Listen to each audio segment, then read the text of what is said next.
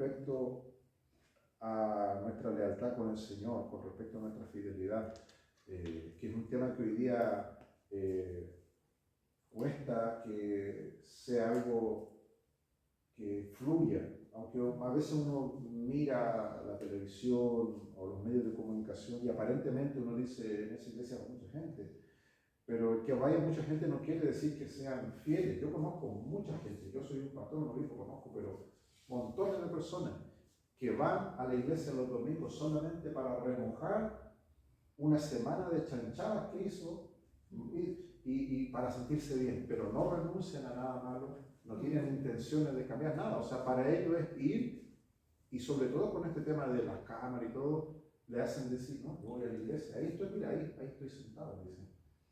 Y después en la semana los tipos son unos verdaderos barrabases.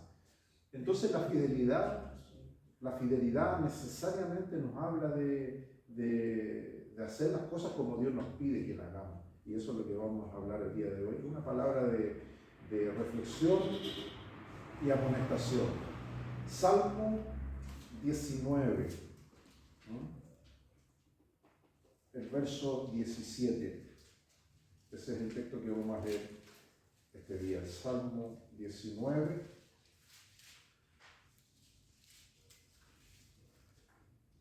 Es una alabanza. Yo muchos años la canté. Yo fui a un colegio cristiano en los años 90, 91 y todos los días antes de entrar a las clases hacíamos culto y cantaban este Salmo 19. Ya no me acuerdo mucho de la melodía, pero me recuerdo que se cantaba el Salmo 19. Vamos a leer el Salmo 19, el verso 7. Amén. Nos ponemos de pie y vamos a darle lectura a la palabra del Señor. En el nombre del Padre, del Hijo y de su Santo Espíritu. Amén. Amén. Salmo 19, verso 7. La ley de Jehová es perfecta, que convierte el alma. El testimonio del Señor es fiel, que da sabiduría al sencillo.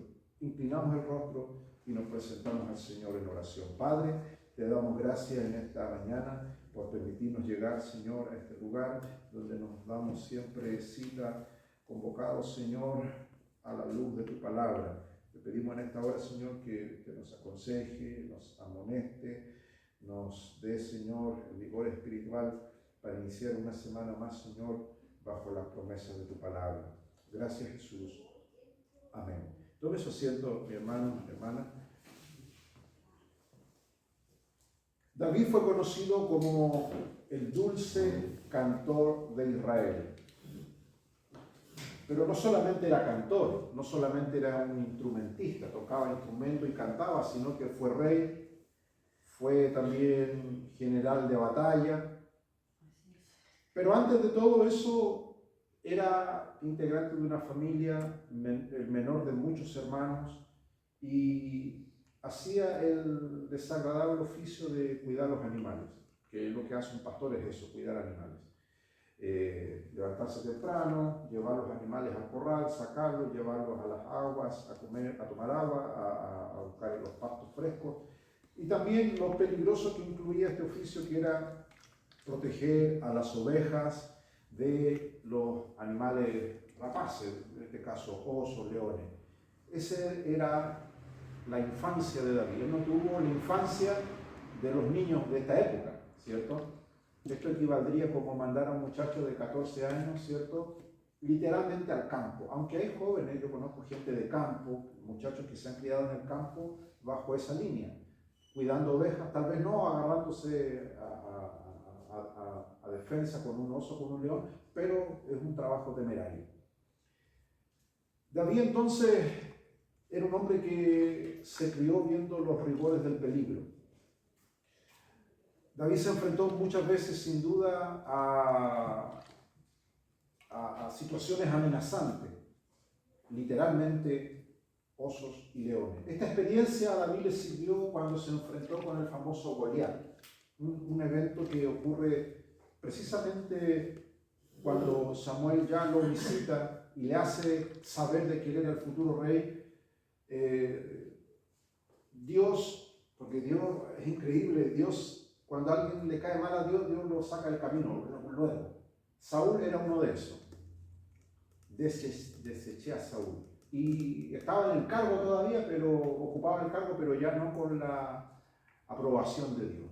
O como dicen los que estudian leyes, la anuencia de Dios, la aprobación de Dios. Entonces, Saúl empezó a caer en una oscuridad espiritual. Todos conocemos la historia. Empezaron a sucederle cosas terribles hasta que el corazón de Saúl se entenebreció terriblemente. Eso le añadimos de que la nación de Israel seguía siendo atacada. La batalla y la madre de las batallas fue cuando llegaron los filisteos en grandes escuadrones en el valle de Ela. Eso está en el libro de Samuel. Y dice que los filisteos, que eran una mezcla entre gente que era alta, hay debate sobre la estatura de Goliat y esa gente, pero se sabe que era más de 2,5 metros. Eran tipo realmente intimidante, pero no era tanto la estatura, sino la boca grande que tenía Goliat. Si tú lees lo que dice Goliat en Samuel, el tipo era un blasfemo terrible. Dice que maldijo al Dios de Israel por sus dioses. Y menos mal que en la Biblia no está escrito el tipo de maldiciones, pero fueron cosas terribles. Entonces la Biblia nos comienza diciendo de que entre estas maldiciones que David escuchaba, porque David escuchaba, Dios bendiga al pastor Guillermo. Gracias. Tome asiento, me alegro de que pueda estar aquí. Gracias. Entre todas las maldiciones que David escuchaba, había cosas que no toleró. Y eso nosotros tenemos que tener el mismo corazón de David. Hay cosas y cosas que nosotros podemos dejar pasar. Por ejemplo, que hablen de usted, usted puede dejar pasar. Pero ya cuando la gente empieza a agredir nuestra fe, a agredir las escrituras, a agredir al Dios que servimos, usted no puede quedarse pasivo. Usted tiene que salir del pequeño David que tiene dentro, a remangarse las mangas, buscarse una onda y escoger piedras y tirar. Usted no puede decir, mira qué chistoso lo que dijo de mi Dios, lo que dijo, no hablar de que usted defienda pan de vida, no es que usted se va a poner la chapa y decir yo soy el escudero, no. Aquí no hablamos de defender una iglesia, una institución, sino de defender nuestra fe. Había un tiempo donde uno podía escuchar a un humorista y podía reírse, por ejemplo. Ahí le trajeron un calmante al pastor. Qué bueno, gracias. Está bien, para que no te contiritones. Había un tiempo donde uno escuchaba humoristas y uno sabía que el humorista te iba a hacer reír.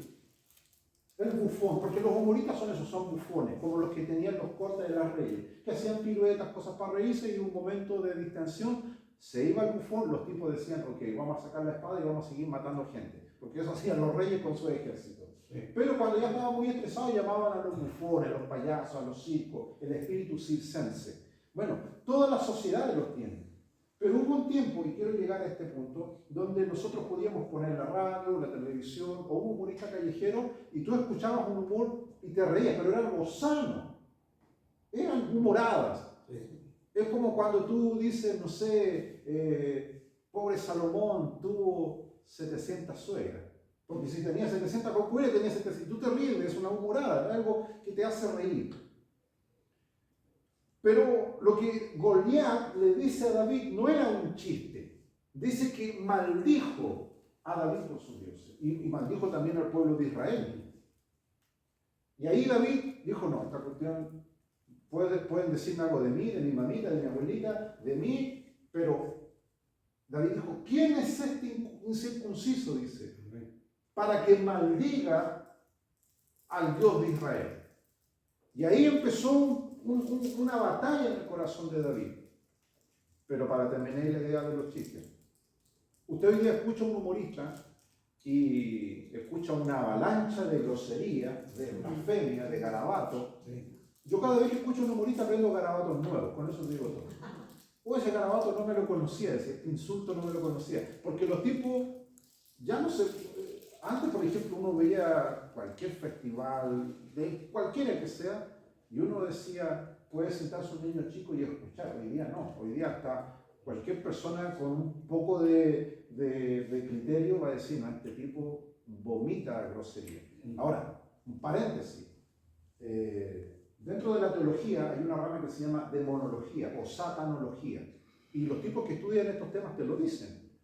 Uno de los síntomas de una persona posesa es la soez, el vocabulario sucio. Así que cuando usted, no que de repente diga un garabato, de repente un insulto, un vituperio, no, aquí te hablo de personas que están todo el día, constantemente, diciendo insultos y groserías. Ahora, esto yo como pastor lo sé, yo he estado con personas posesas, por ejemplo, me ha tocado estar y olvídate, sale un torrente de insultos. Sí.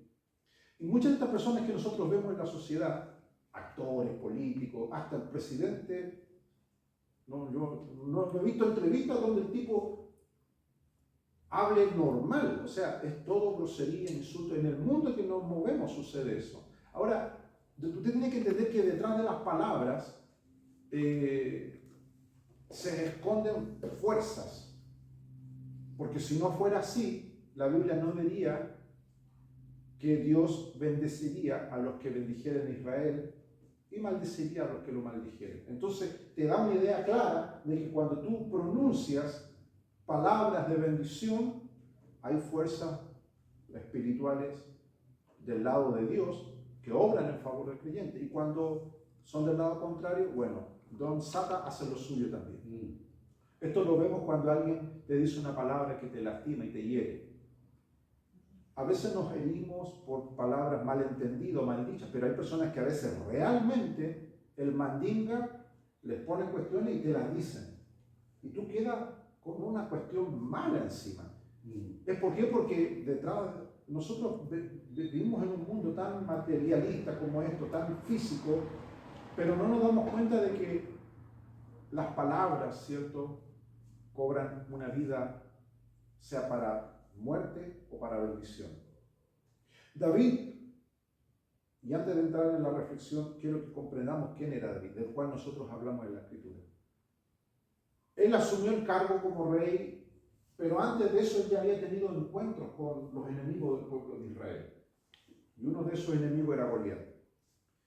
Nos sorprende ver que David dice, ¿quién es este incircunciso? Y habla con Saúl, todos conocemos la historia, estoy resumiendo. Saúl le dice, ¿quién irá a la batalla? Ok, y dice que le puso su armadura. Era imposible que el joven se pusiese esa armadura. Y David, por curioso, porque era curioso, le dice, ¿qué le va a dar el rey, ¿no?, si alguien vence a este enemigo? Que es lo mismo que hoy día todos los cristianos dicen. Y bueno, ¿qué gano yo con ser fiel a Dios? ¿Qué gano yo con estar aquí? ¿Qué gano yo? Y a veces pensamos que es malo preguntar, pero no es malo. Sobre todo cuando nos enteramos de que Dios recompensa la fidelidad. Si todos los cristianos supieran eso, la actitud de muchos cristianos sería distinta. La Biblia dice de que David se enfrenta a Goliat y le da muerte. Claro, Saúl se puso contento por un rato, porque Saúl sabía que en el fondo esa victoria no le pertenecía. Y eso fue hundiendo el reinado de Saúl hasta que Saúl fue sacado de la escena y David asume como rey. Muchos de los salmos se escribieron en ese periodo de David, en el periodo de su gran reinado.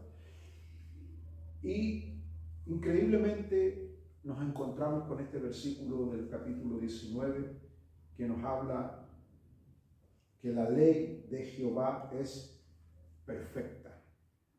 Este versículo hay que leérselo a toda la gente que es anti-Biblia. Hay mucha gente que es anti-Biblia total, incluso dentro del cristianismo.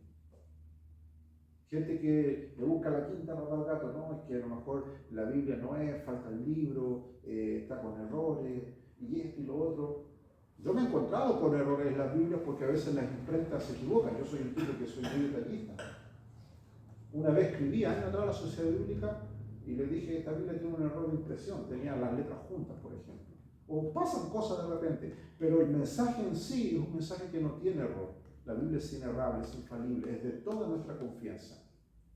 Es absurdo de que yo, o nosotros que somos, la mayoría conocemos la Escritura, pongamos en duda lo que la palabra del Señor dice.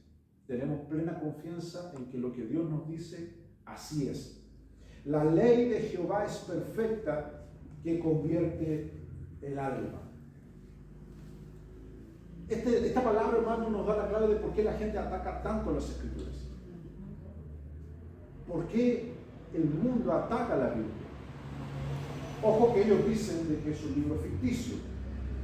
Si fuera ficticio, ¿por qué tanto desgaste entonces en atacarla? En Chile, las Biblias tienen un costo carísimo. Le cobran un impuesto que se llama impuesto al valor religioso. Y usted va a comprar a cualquier otros libros que son basura, son baratos. Pero la Biblia y todo material cristiano en Chile les cobran un impuesto. Mucha gente no lo sabe. El impuesto solamente por ser material religioso. Lo triste de esto, o sea, no es triste, pero yo nunca he visto Biblias pirateadas. ¿Ha visto Biblias pirateadas? No existe la Biblia pirateada. Para los tipos no es negocio. No es negocio para la gente piratear Biblia. De repente yo me encuentro con gente en el Paseo Humada que pone Biblia, Nuevo Testamento chiquitito y saben que no los pueden vender porque no se venden. No pillan volando abajo y se los compran, pero nadie hace eso. La Biblia es un libro descuidado. ¿Por qué quiero llevar esta reflexión? Porque el pueblo de Israel cayó en decadencia cuando ellos se apartaron de la ley de Dios. Lo mismo que dice la ley de Jehová es perfecta. El pueblo de Israel comenzó a caer en un hoyo de idolatría cuando se olvidaron. ¿Y qué hicieron? Lo que decía mi hermano. Empezaron los sacerdotes a decir, mire, yo opino, ese famoso yo opino, yo creo, y le empezaron a poner ahí comentarios a la ley. Y después la ley de Dios fue olvidada y dijeron los sacerdotes, mire, ustedes son tan tontos, así le decían a la gente, son tan ignorantes, que nosotros tenemos la revelación de Dios y curiosamente nuestros comentarios, nuestras opiniones son las autorizadas. Es más fácil que sigan esto que la palabra. Y así pasaron siglos, años, hasta que llegó nuestro Señor. Cuando el Señor va al templo, se encuentra con los líderes de ese tiempo y le dice, ustedes, dice, han invalidado la palabra de Dios. ¿Con qué dice? Con vuestras tradiciones. Y han puesto cargas sobre las personas. Hoy día también pasa exactamente lo mismo. Hay iglesias que usted las ve que le ponen carga a la gente. Iglesias en Chile, hay iglesias muy tradicionales. El pastor Willy, que ya es un hombre veterano en estas líderes del Evangelio, ¿cuántas iglesias, pastor Guillermo, que le ponen tradiciones al hombre? Hay iglesias donde, por ejemplo, las hermanas les prohíben todo. Ustedes, para qué vamos a hablar de detalle. A los hombres igual, o sea, reglas, tradiciones. Sí. Y la gente las cumple porque piensan que así Dios se pone contento. Ahora, también están las otras iglesias donde estas mismas reglas se van al otro extremo y dice, hermano, aquí usted sirva al Señor como usted quiera. Usted puede, y vemos iglesias raras, iglesias que después del culto los hermanos se van a tomar. Yo estaba en esa iglesia donde hay salas de pool. Sí, yo he ido a esa iglesia. Están los hermanos ahí, están estresados los hermanos, estoy estresado, pastor, van abajo, los hermanos ahí, jugando billar, tomándose unas pipas ahí. Yo he estado en esa iglesia, no es que estoy cuenteando, que vi un video en YouTube, he estado en esa iglesia, las he visto. Y me ha sorprendido. Claro, arriba los hermanos cantando, pero abajo los hermanos que no quieren estar ahí, están abajo. He visto iglesias que hasta la entrada tienen hasta cenicero. O sea, tú ves, uno está acostumbrado aquí a estar en un ambiente, en un redil. Este es un pequeño redil. Y somos ovejas, pero si entra un chivo, los chivos son medio hondos. Tú aquí lo vas a decir, no, este es raro, este viene con ideas raras. Miráis la cara de chivo, cuernos, cola, pezuñas.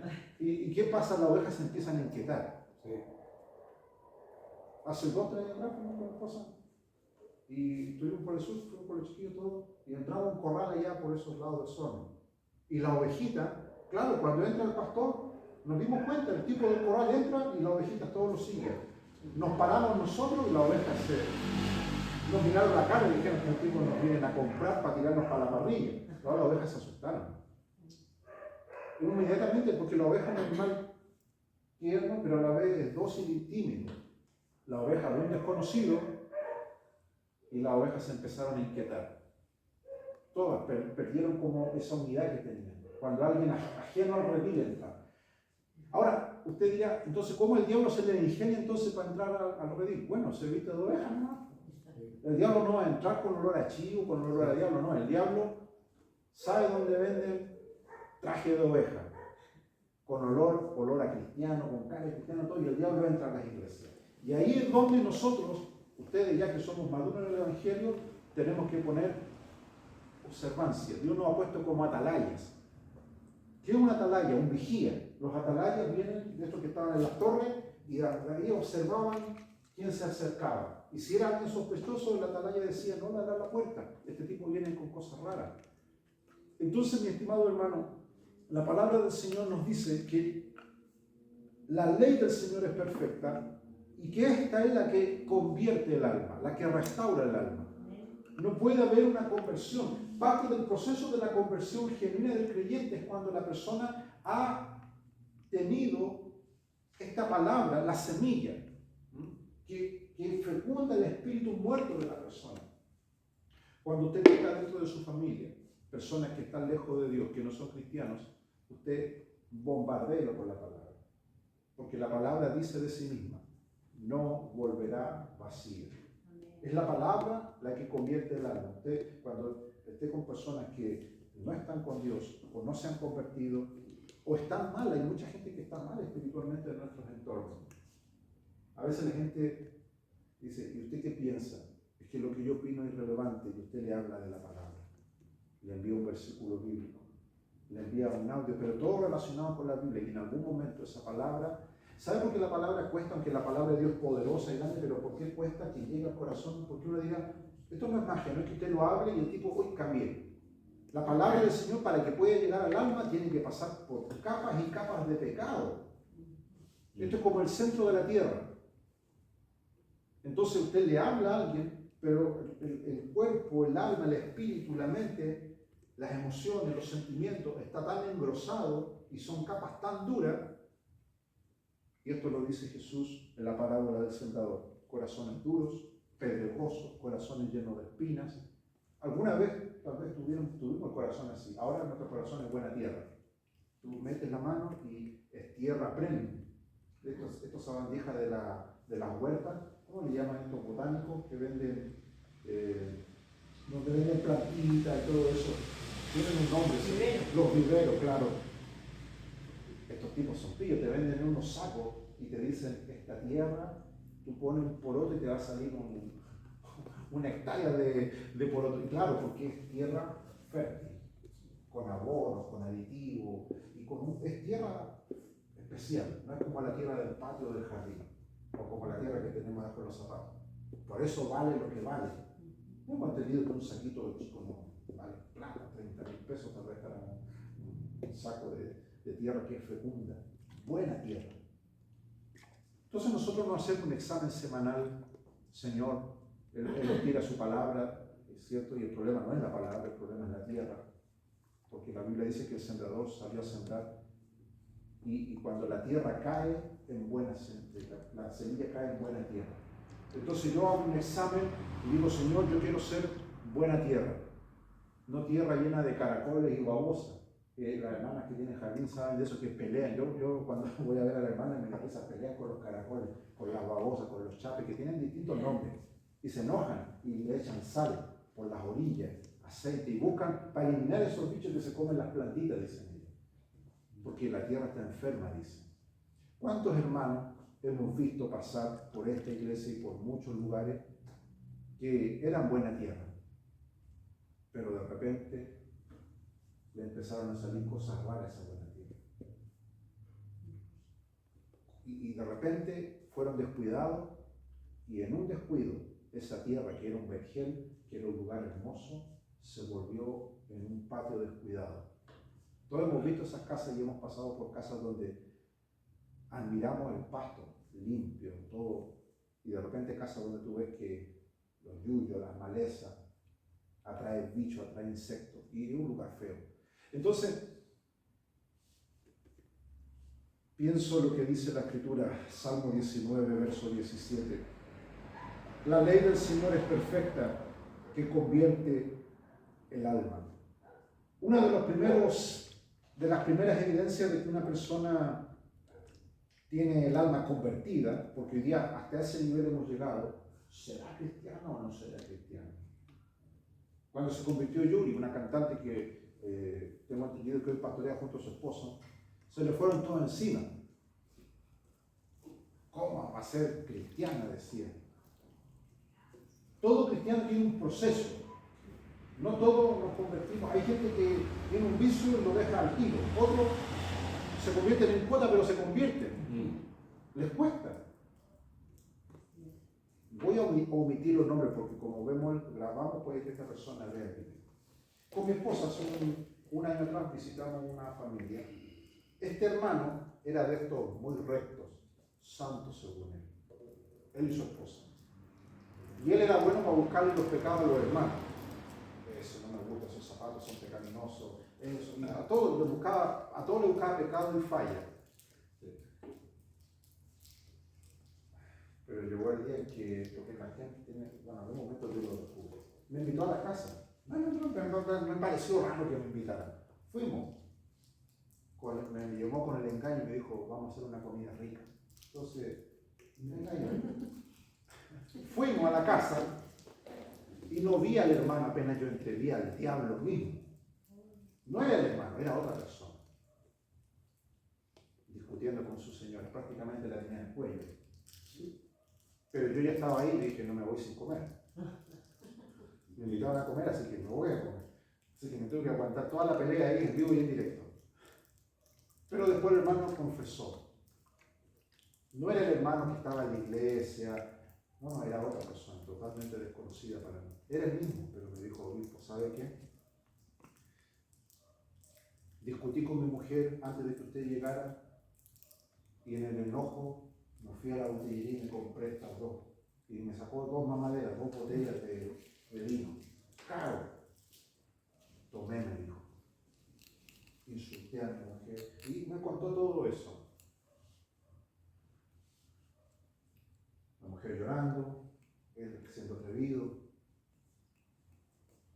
Después ella se dedicó a hablar con la hermana, entre mujeres, tratar de ayudarla, pero yo me quedé con él y yo lo apreté.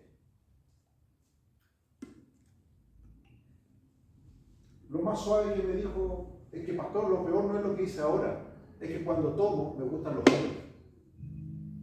Eso dijo. Que cuando tomo se me da vuelta el paraguas. Me entra agua a la canoa. Se me quema la ropa. ¿Para qué? Eso me dijo.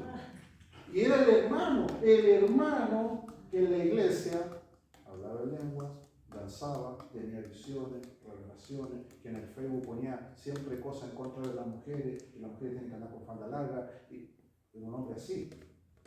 Pero ahí yo vi la realidad de él. Lloraba y de verdad lloraba.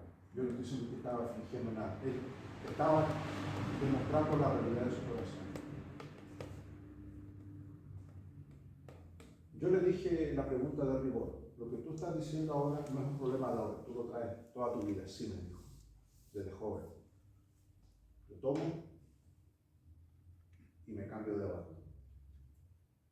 Y un hombre casado, con familia, con hijos y con hijas. No voy a entrar más en detalles, pero esa historia es real. De hecho, fui con ella. Casos así hay por montones. Personas que tú lo ves en la iglesia,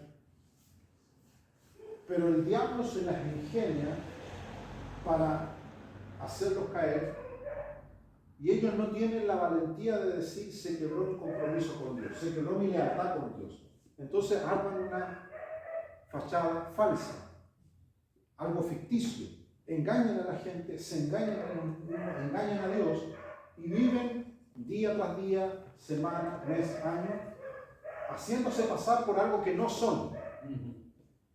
Ahora, si el Señor viniese y diese la orden a los ángeles, ya, llegó el tiempo, vamos a cosechar el trigo maduro, viene Cristo a buscarnos. ¿Qué pasará con esta persona? Me estoy elevando para arriba y no, el Señor no, te déjalo abajo, te digo. Me va a corromper a los ángeles del cielo, déjalo aquí, ese tipo arrogante, ¿para qué me lo voy a para arriba? Entonces, yo quiero que meditemos en esto, porque esto siempre decimos que el Evangelio es personal, es tan íntimo. Examinarnos. Pablo dice, examinaos si estás en la fe. Yo debo examinarme y decir, Señor, yo soy buena tierra. Estoy permitiendo que la palabra del Señor convierta mi alma a aquellas áreas que necesitan ser limpiadas, purificadas, porque si no lo hacemos, va a pasar lo que le pasó al hermano. Eso. Y no era un cabro de 15 años, no, era un hombre de casi 60 años. Entonces, los peligros son muy grandes. Filipenses capítulo 2, verso 19, nos habla una de las cosas importantes que una persona debe considerar cuando ha sido tocada por la palabra de Dios. Filipenses 2, 19. Hasta el verso 22, cuando Pablo habla de Timoteo. Qué honor más grande cuando alguien habla bien de nosotros. Cuando alguien viene y dice, no, hermano Ricardo, un chiche le dice.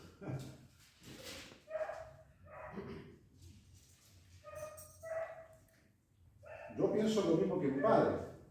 Hay hermanos que valen por 10. Porque tú puedes tener 10 hermanos y de los 10 no haces uno. Amén. Pero puedes tener uno que vale por 10.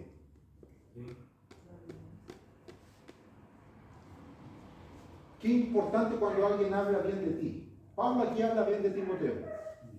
Y mira lo que dice. Filipenses 2, 19. Espero en el Señor Jesús enviarles pronto a Timoteo, para que yo, en este caso Pablo, también esté de buen ánimo al conocer vuestro estado. Esto nos da una cuestión muy importante, que nuestro comportamiento afecta a nuestros líderes. Eso es lo que Pablo dice. Yo quiero estar de buen ánimo al saber, por medio de Timoteo, cómo están ustedes. Cuando una persona se convierte y entra a un rebaño, no importa si el rebaño es chico, si es grande, pero forma parte de un rebaño, la conducta afecta a los líderes, para bien o para mal, y afecta específicamente en el estado de ánimo, que es un tema que yo he hablado con el pastor aquí, el pastor de usted, el pastor Hernán, con muchos otros pastores. Yo siempre he sido de la línea de que los pastores, por supuesto, deben ser respetados, deben ser honrados, y la forma más bíblica de honrar y respetar a un pastor es de que el pastor, como dice Pablo, yo también esté de buen ánimo. Porque si un pastor está de mal ánimo, si el que lleva el buque tiene un mal ánimo, ¿qué pasaría? ¿Cuántas veces usted ha estado de mal ánimo? No, mejor. Ni me busque, dice usted. Cuando el hermano Ricardo está de mal ánimo, la hermana ahí lo encierra con llave. Eso hacemos cuando no queremos estar con alguien. Yo igual a veces he estado de mal ánimo. Todos tenemos a veces un estado de ánimo que sabemos que no estamos bien y que no queremos lastimar a otros. ¿Qué pasa cuando el pastor, el que es el líder espiritual, no tiene un buen ánimo? Pablo dice, para que yo esté de buen ánimo, espero pronto en el Señor Jesús enviar a Timoteo para que yo esté de buen ánimo al conocer de vuestro estado, al conocer cómo ustedes están. Imagínate tú, esta iglesia que es pequeña, y los hermanos que han sido parte de esta iglesia, que yo sé que ven nuestros videos, de repente se meten ahí a mirar, sépanlo ustedes y nosotros también, que somos responsables de la salud de nuestros líderes. Esto equivale a que si usted tiene hijo o hija, si la hija dice algo de ti, usted como padre, ¿qué hace? Usted se siente lastimado. Es exactamente lo mismo. Si tú tienes un hijo o una hija, y ese hijo y esa hija es irreverente contigo, te lastima, en palabra, en acción, en lo que sea, tu estado de ánimo se va por el piso. Eso pasa. Pablo está diciendo eso. Pablo había fundado muchas de estas iglesias y mucha de esta gente se estaba comportando mal, Estaba haciendo cosas que el estado de Pablo, su ánimo, estaba yéndose abajo. Y aquí hagamos un paréntesis de salud. Sin ser doctores, sin ser un letrado en la ciencia médica, esto se lo dice al doctor cuando usted va a su chequeo médico. Arriba el ánimo, le dice. Porque si su ánimo está mal, su defensa, su estado de defensa va a andar por el piso. Eso le dijeron al pastor Willy, ¿cierto? Eso le dijeron, pastor Willy, usted puede comer cositas ricas, medido, tranquilo, pero su ánimo. Porque el estado de ánimo, nuestras emociones, afectan nuestra alma. Sí. Hay personas que tienen la salud impecable, pero tienen enfermedades psicosomáticas, psico es de la mente, que afecta al cuerpo. Y están sanos, yo los veo sanos, tienen el cuerpo de Terminator.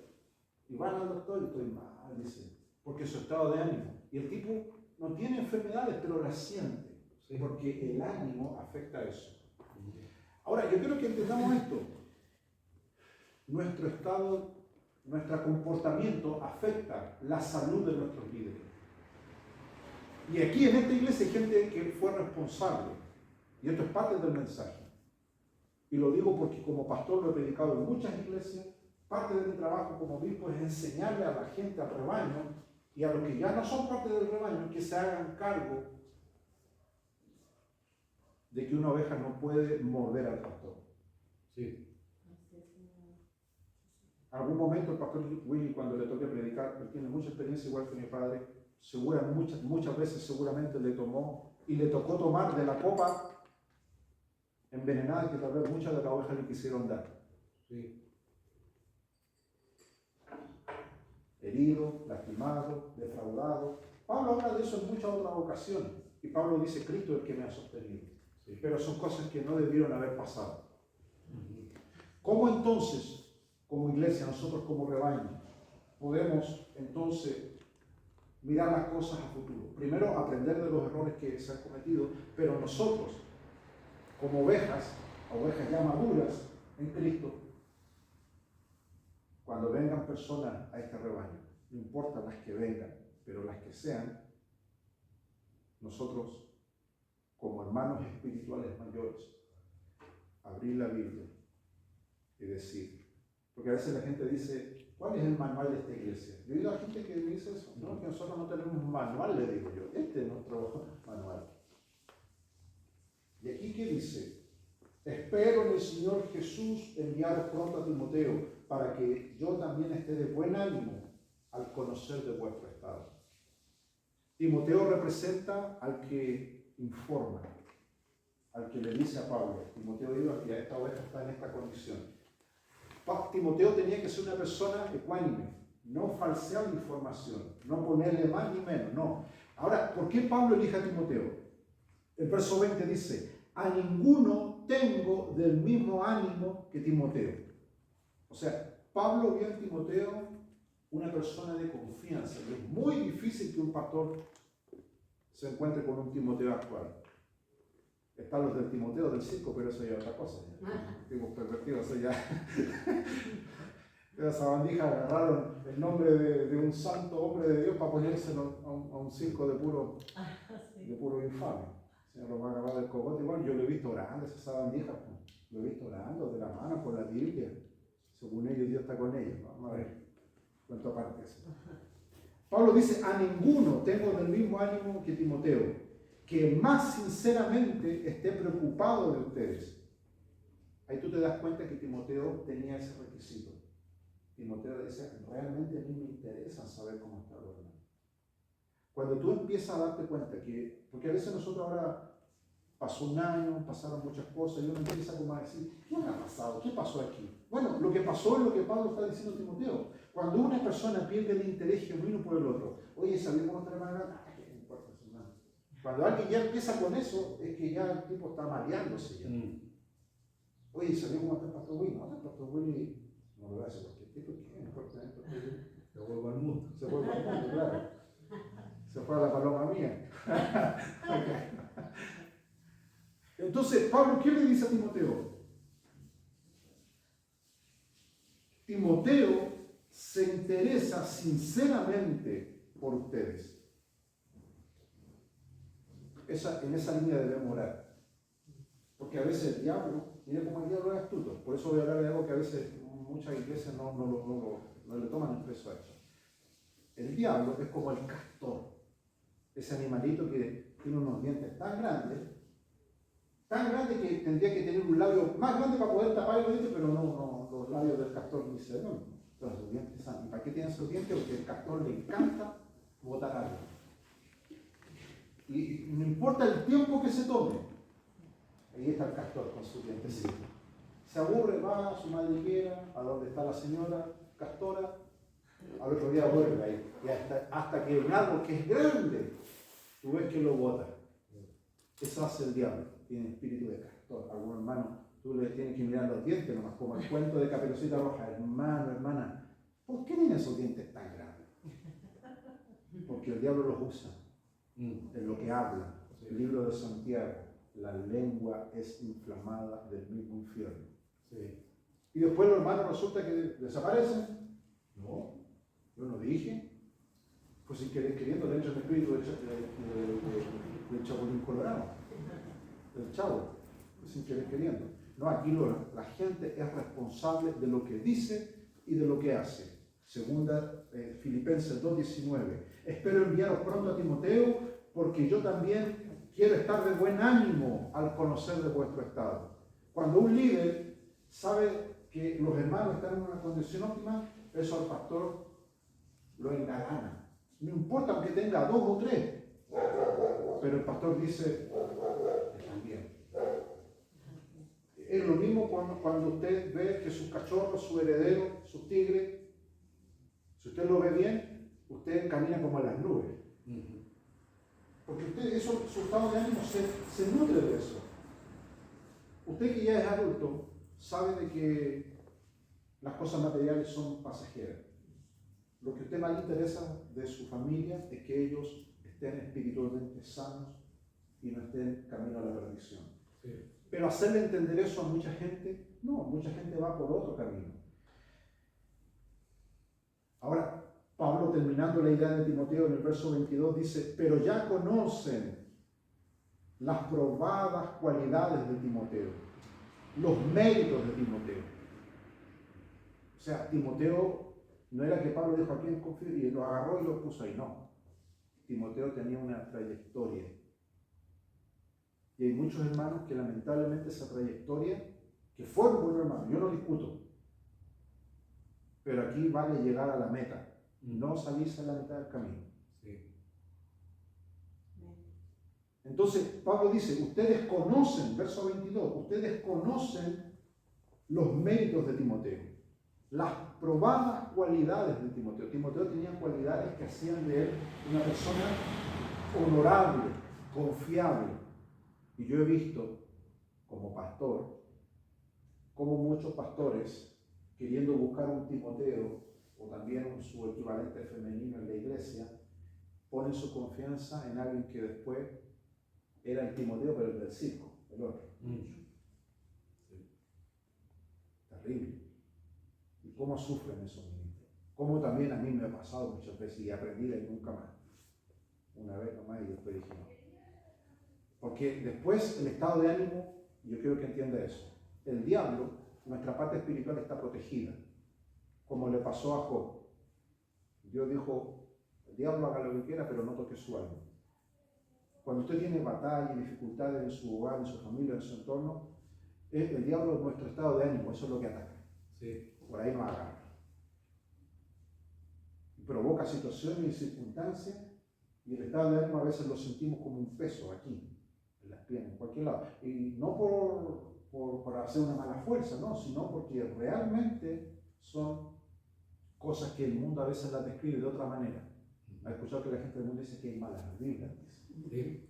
Hay un mal aura, tiene un mal ángel. Y utilizan esos términos, pero la Biblia te ocupa otro lenguaje más bíblico. Pero ya conocen sus probadas cualidades, como a un hijo a su padre ha servido conmigo en el Evangelio. Entonces Pablo ve esa relación. Pablo ve que su hermano Timoteo, aparte de ser un obispo, un líder, era como su hijo. Y dice, ha servido conmigo en el Evangelio. Y ahí viene la clave. mucha de la gente que ha estado en esta y en muchas iglesias, esa es la parte donde el diablo mete la cuña, o como ese instrumento que se usa para sacar los clavos, la pata de chivo, la pata de cabra, tiene otros nombres. Ahí mete y hace palanca y lo tira para afuera. Pablo dice, Timoteo ha servido conmigo en el Evangelio. Y eso es lo que nosotros hacemos. Servimos, no solos, sino mutuamente. Servimos mutuamente. Una iglesia es eso, servimos juntos. Y el diablo lo que hace cuando lastima a las personas, les mete ese espíritu de independencia. Yo puedo solo, Dios me habla a mí nomás. Cuando hay gente que empieza con eso, pasa lo que hemos visto aquí y en muchos otros lugares. Por eso el apóstol Pablo lo dice en el verso 22, porque todos buscan lo suyo propio, no lo que es de Cristo Jesús. Esa frase, muchos buscan lo suyo propio, no tenían interés de ayudar a Pablo, no tenían interés de realmente trabajar juntamente con el Evangelio, sino hacer las cosas a la pinta de él. Último versículo, Tito, está un poquito, unas páginas después, de Filipenses, viene Colosenses, Tesalonicenses, Timoteo, y después viene Tito. Tito 1:15, 1:16 en verdad. David hablaba de que la ley de Jehová era perfecta y que convertía el alma. Hay muchas personas que dicen eso. Sí, yo estoy de acuerdo, pastor, dice, amén. Pero, como decía nuestro hermano en el devocional que leyó, el apóstol Pablo le dice a Tito lo siguiente, Tito 1, verso 16. Profesan conocer a Dios, Tito 1:16, profesan conocer a Dios, pero con los hechos lo niegan. Son abominables, rebeldes, reprobados para toda buena obra. Lo que me gusta de Pablo era de que él decía las cosas en buen chileno, al pan pan y al vino vino. O sea, si Pablo veía a un hermano rebelde, nos decía, mira, está rebeldito, déjelo un ratito, hermano. No. Pablo dice que hay personas que profesan conocer a Dios, o sea, van a estar aquí como nosotros. Van a decir, yo creo lo mismo que usted. Chocan. Estamos en el mismo espíritu. Pero Pablo dice, no, aquí no es solamente profesar conocer a Dios. Pablo dice, profesan conocer a Dios, pero Pablo dice, pongamos atención a lo que hacen, a los hechos. Y dice, pero con los hechos lo niegan. ¿Cuántos hermanos hemos conocido aquí y en otros lugares que profesan conocer a Dios, pero sus hechos, sus actitudes son contrarias? Como el hermano que le hablé en delante, que iba a la iglesia, cuántas veces yo lo vi orando, se le ponía azul aquí, sintiendo a Dios según él. Pero después me entero que se tomaba tal agua del macetero. Violento con la señora, y violento, yo ese día vi un espectáculo triste. Más ella, yo creo, porque ella tal vez nunca lo había licenciado, yo siempre creo que me había cosas así, pero cuando entramos a la casa y vio a la pobre hermana humillada, el tipo la trataba pésimo. Está llamando al hermano, capaz me retando. Mucha gente actúa de esa manera. Profesan conocer a Dios, verso 16, pero con los hechos lo niegan. Y ahí usted tiene que decir, Señor, permite que mis hechos, mi conducta, que lo que yo haga no sea contradictorio. Eso usted debe orar para que nuestros hechos nos acompañen. Profesan conocer a Dios, pero con los hechos lo niegan. Y aquí Pablo dice que estas personas, porque es terrible decir que conocen a Dios, pero en el fondo no lo conocen, ese es el pecado. Pablo dice que estas personas tienen tres características. Dice que son abominables, rebeldes y reprobados para toda buena obra. Que un pastor se atreva a encarar a las personas y decirle eso es muy difícil. mucha de esta gente que tienen estas características, a veces con su dinero intentan manipular a los pastores. Yo he estado en reuniones cuando han amenazado a los pastores y a mí cuántas veces me pasó.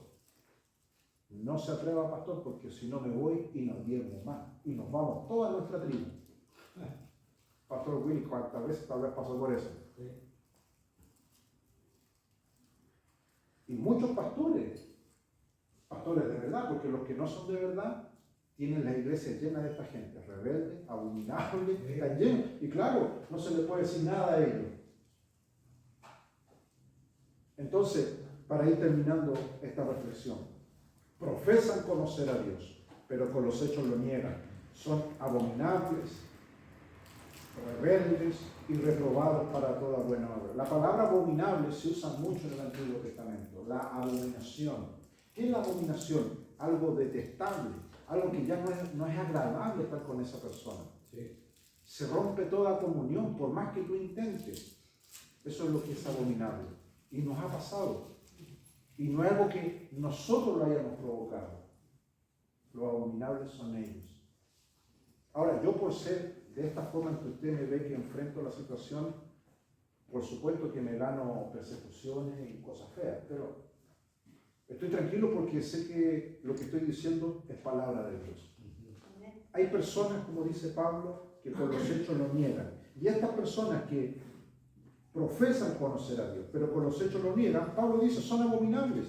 Tú no quieres estar cerca de una persona que dice que está con Dios, pero con sus hechos dice otra cosa. El ejemplo dice odiosos. Odiosos. Por eso se te hace... Y la forma más palpable que tengo es el hermano que te comenté. Nunca más lo fui a ver. Un tipo abominable. Porque un tipo que decía que conocía a Dios, pero decía cosas contrarias. Conociéndola, transgredía las cosas de Dios. Abominables, rebeldes. Son tipos que no se van a someter a sus pastores ni a sus líderes. Van a hacer las cosas a su pinta. Y después dice, reprobados para toda buena obra. O sea, reprobar quiere decir que repiten el examen. Quedan ahí pegados en el kinder. Aunque lleven mucho tiempo calendario en una iglesia, como prediqué el domingo pasado, los tipos están en pamper todavía, están en pañales, no han tenido un compromiso en Dios. Esta es la reflexión que traje el día de hoy para que nosotros, al leer el Salmo 19, el verso 7, se nos meta en el corazón esto: la ley del Señor, la ley de Jehová es perfecta, que convierte el alma. Esto, usted come de la palabra del Señor y usted se va a encaminar por el buen camino. Sus frutos van a ser concordantes con lo que Dios ha hecho en usted. Cuando usted ve personas en cualquier lugar, en cualquier iglesia, que dice que ha conocido a Dios, pero con sus hechos lo niega, quiere decir que la persona tiene un problema con él. Porque Jesús dijo, vosotros estáis limpios por la palabra que yo les he hablado. Muchas de estas personas, y yo se lo puedo decir como pastor y como maestro en Biblia, muchas de estas personas que se han portado mal, que se han desviado del camino de la fe, de la lealtad a Dios, al líder, porque aquí Pablo habló de la lealtad al líder, que era él. Todo se origina aquí. Esas personas tienen un problema con lo que está escrito aquí y no lo pueden cumplir. Vamos a ponernos de pie y vamos a darle gracias, Señor, por esta palabra. Amén. Padre, te damos gracias, Señor, en esta hora, porque usted, Señor, durante este día, desde que hemos llegado en la mañana, Señor, a este lugar, nos ha amonestado, Señor, en la dirección de mantener lealtad y fidelidad a su palabra. Esta hora, Señor, esta palabra que ha sido expuesta, ha sido sembrada en el corazón de nuestros hermanos, te pedimos, Señor, que la podamos recibir con mansedumbre, con obediencia, y nos ayude durante esta semana, Señor, a caminar a la luz de tu palabra. Danos la fuerza, el vigor necesario, Señor, para mantenernos firmes en este camino. Te damos gracias por ver el rostro de cada uno de nuestros hermanos, Señor. Gracias, Padre, Hijo, Espíritu Santo. Amén. Glorificamos al Señor y dejamos a nuestro hermano Ricardo.